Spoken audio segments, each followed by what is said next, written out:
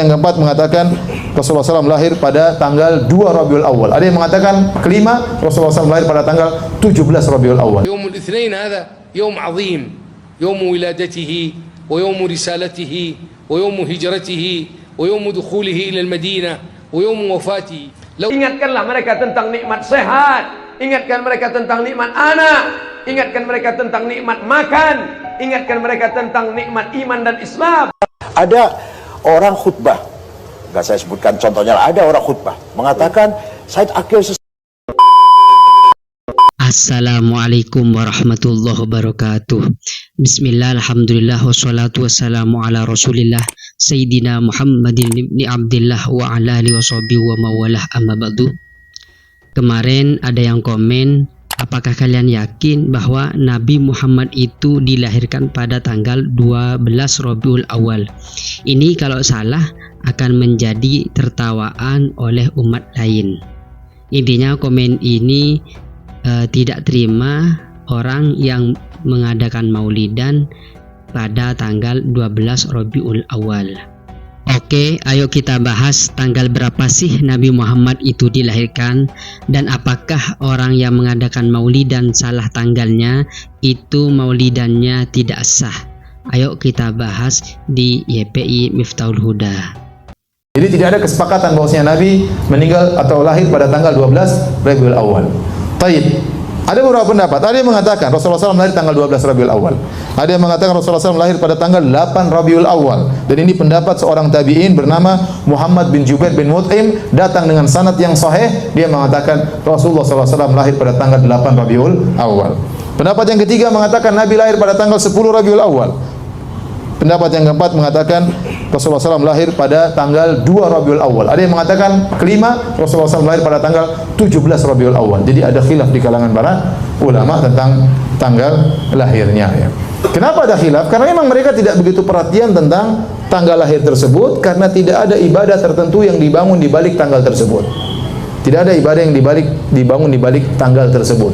Berbeda dengan misalnya penentuan hilal. Kita harus lihat hilal tanggal berapa karena kita mau puasa misalnya, atau kita ingin Idul Fitri, ada ibadah dibangun. Dalam kitab Bidayah wan Nihayah dijelaskan dalam bab Maulidi Rasul bahwa kelahiran Nabi Muhammad, tanggal kelahiran Nabi Muhammad itu ada beberapa pendapat. Ada yang berpendapat bahwa Nabi Muhammad itu lahir pada tanggal 2 Rabiul Awal. Demikian itu pendapat Ibnu Abdil Bar dalam kitab Isti'ab. Ada yang mengatakan tanggal 8 Rabiul Awal. Demikian itu diceritakan oleh Imam Humaidi dari Ibnu Hazm. Ada yang mengatakan tanggal 10 Rabiul Awal sebagaimana yang dikutip oleh Imam Ibnu Dihyah. Ada yang berpendapat bahwa Nabi Muhammad lahir pada tanggal 12 Rabiul Awal. Demikian itu ditetapkan oleh Imam Ibnu Ishaq.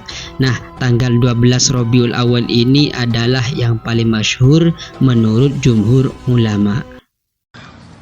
وقد ولد صلى الله عليه وسلم كما تعلمون وكما هو معروف في شهر الربيع، وولد في يوم الاثنين، ولا يهمنا التاريخ، فإن المشهور أنه في اليوم 12، وقيل في اليوم 8، وقيل في اليوم 2. هذا أمر مختلف فيه بين المؤرخين.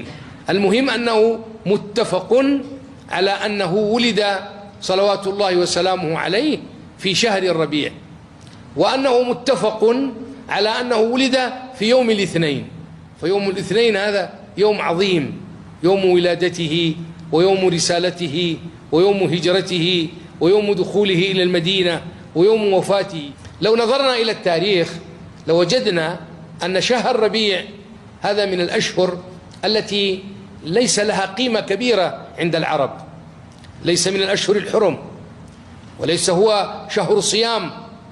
Sudah pernah saya bahas bahwa menurut Sayyid Muhammad, perayaan Maulid Nabi itu tidak dikhususkan hanya satu malam atau satu hari saja. Karena menurut beliau, mengingat, menyebut dan terhubung dengan Nabi Muhammad itu wajib setiap saat. Makanya orang yang hanya mengkhususkan maulid Nabi hanya satu malam saja atau hanya satu waktu saja, itu yang hukumnya bid'ah.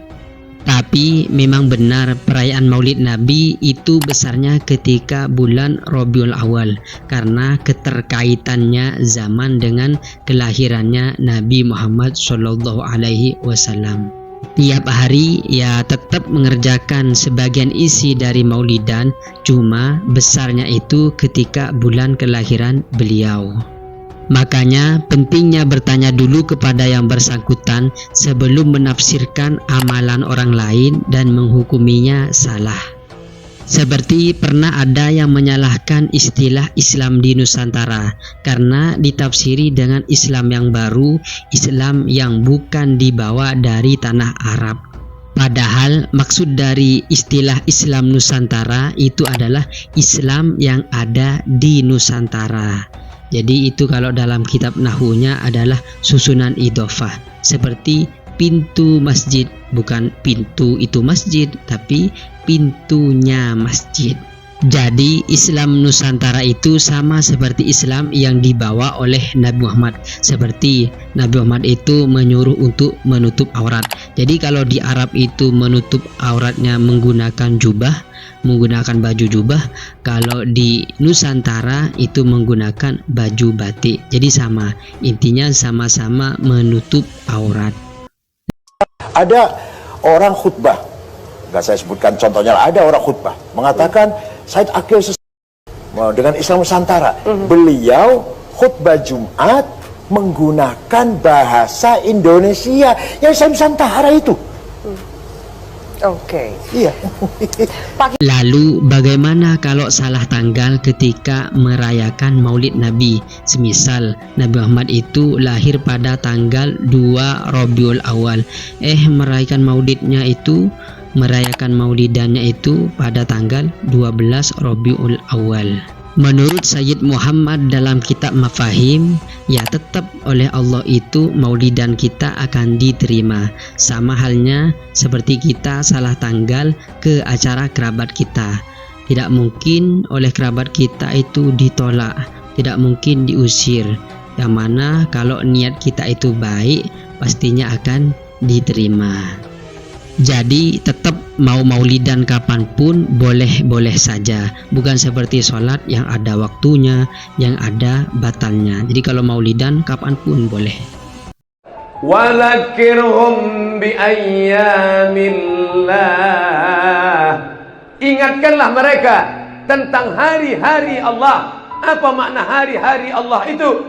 Maka kata Imam Ad-Daraqutni, makna bi ayyamillah artinya bini'amillah.